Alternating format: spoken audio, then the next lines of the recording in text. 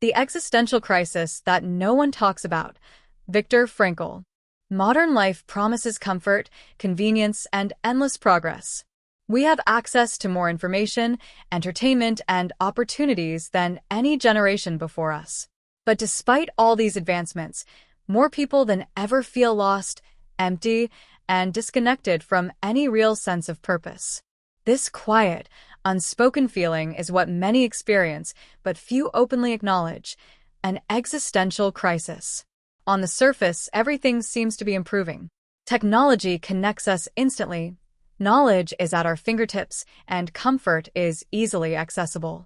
Yet beneath this polished surface, there is a deep and growing void. People feel directionless, like they are moving through life without truly living it. This feeling isn't new. Philosophers and writers throughout history have struggled with this sense of emptiness. But in today's world, it takes on a different form, subtle but constant. Society doesn't talk about it directly. Instead, it covers it with distractions, temporary pleasures, and endless noise. But ignoring this discomfort doesn't make it disappear. It only buries it deeper. An existential crisis isn't just a passing doubt. It's a confrontation with the idea that all our actions might be meaningless in the vastness of time and space. For some, it begins with personal loss or suffering. For others, it arrives unexpectedly, like a quiet realization that identity, purpose, and certainty are fragile illusions. Thinkers like Jean-Paul Sartre, Albert Camus, and Friedrich Nietzsche spent their lives exploring this feeling. But while they debated these ideas, modern society has chosen to numb the discomfort through constant stimulation. Information that should empower us now overwhelms us. Social media that was meant to connect us now isolates us. Technology that was supposed to free us now traps us in shallow loops of consumption. Many chase the next upgrade, achievement, or distraction, believing happiness will come with it, only to find that something still feels missing.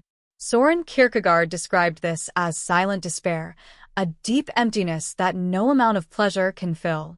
This emptiness affects everything. It quietly shapes mental health, weakens relationships, and seeps into the way people live their daily lives. Rising rates of anxiety, depression, and loneliness are not random problems. They are signs of a deeper issue, a lack of meaning. Here, Viktor Frankl's story offers an answer that is both simple and profound. Unlike other existentialist thinkers, Frankl did not believe life was meaningless. He believed meaning is not something given to us, but something we must discover and create for ourselves. His understanding came not from books, but from surviving the unimaginable. He endured the horrors of Nazi concentration camps, where he was stripped of his identity, freedom, and loved ones. Surrounded by death and suffering, he witnessed something remarkable. Not everyone broke under despair. Some held on. Some found strength that no one could take away from them. He began to see a clear pattern.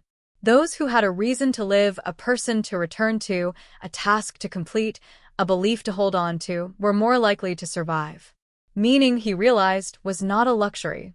It was essential. As he later wrote, those who have a why to live can bear almost anyhow.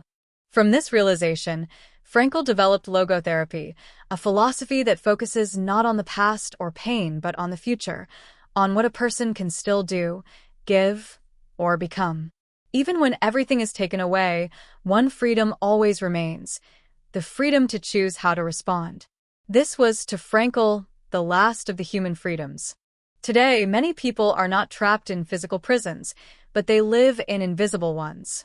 These are built from meaningless routines, unfulfilling jobs, endless distractions, and the pressure to appear successful. They wait for meaning to appear instead of creating it. But meaning is never handed to us.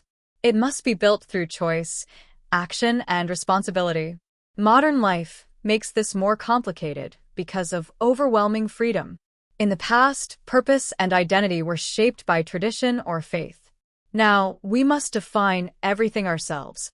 While this freedom is powerful, it can also be paralyzing. Many people feel unsure of who they are and what truly matters to them. This uncertainty grows worse with constant comparison on social media, where curated lives create illusions of perfection that no one can match. Frankl's perspective cuts through this noise. He teaches that meaning isn't found in comfort, status, or material success. It comes from taking responsibility for a person, a cause, a mission, or a creative pursuit. It comes from something bigger than ourselves. Suffering, which modern society tries to avoid at all costs, can actually become a path to meaning. Frankl didn't romanticize pain. He saw the worst forms of it. But he noticed that those who gave their suffering a purpose could endure it without losing themselves. Suffering strips away illusions and forces us to face what truly matters. Modern culture teaches us to run from pain, to drown it in distractions. But avoiding suffering doesn't remove it. It only makes us less prepared for it when it arrives. When suffering comes, it can either crush us or change us. The difference lies in how we respond. Frankl believed we always have a choice, even in the darkest moments. No one can give us meaning, but no one can take it from us either if we choose to create it. The modern existential crisis is not a sign of weakness. It is a sign that the human spirit still craves something deeper than comfort. Technology, success, or entertainment can't fill the void. Only meaning can. And meaning is something each person must build. It doesn't come from waiting. It comes from acting, from choosing to give life a purpose. Frankl's story proves this truth. If he could find meaning in the darkest place imaginable, then anyone can find it in their own life. It requires honesty, courage, and a willingness to face pain instead of escaping it. The world offers endless distractions, but distractions only delay the real question: what are you living for? Meaning is not found in avoiding suffering, but in facing it and transforming it. It is in our hands to choose what our lives will stand for. No one else can do it for us. Meaning is not something distant. It is something created moment by moment, through our choices, our struggles, and our responsibilities. Even in the darkest times, it is always within reach.